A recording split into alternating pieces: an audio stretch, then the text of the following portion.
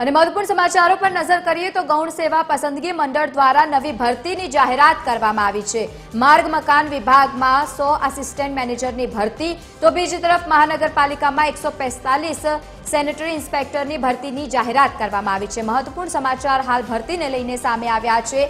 માર્ગ મકાન વિભાગમાં પણ ભરતી કરવામાં આવી છે તો બીજી તરફ મહાનગરપાલિકામાં 145 સેનેટરી ઇન્સ્પેક્ટરની ભરતીની પણ મોટી અને મહત્વની જાહેરાત કરવામાં આવી છે। ગૌણ સેવા પસંદગી મંડળ દ્વારા નવી ભરતીની આ જાહેરાત કરવામાં આવી છે। અલગ અલગ વિભાગોમાં જે રીતે ભરતી કરવામાં આવી છે, માર્ગ મકાન વિભાગમાં 100 આસિસ્ટન્ટ મેનેજરની ભરતી કરવામાં આવી છે તો બીજી તરફ સેનેટરી ઇન્સ્પેક્ટરની પણ ભરતી કરવામાં આવી છે। મહાનગરપાલિકામાં 145 જેટલા સેનેટરી ઇન્સ્પેક્ટરની પણ ભરતીની અહીંયા જાહેરાત સામે આવી।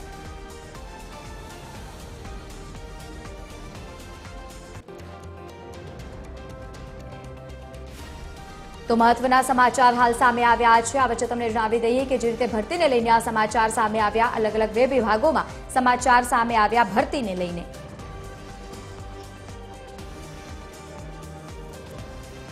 તો આ જ મુદ્દે એસોસિએટ એડિટર સોનલ અનડકટ આપણી સાથે ફોન લાઈન પર જોડાયા છે।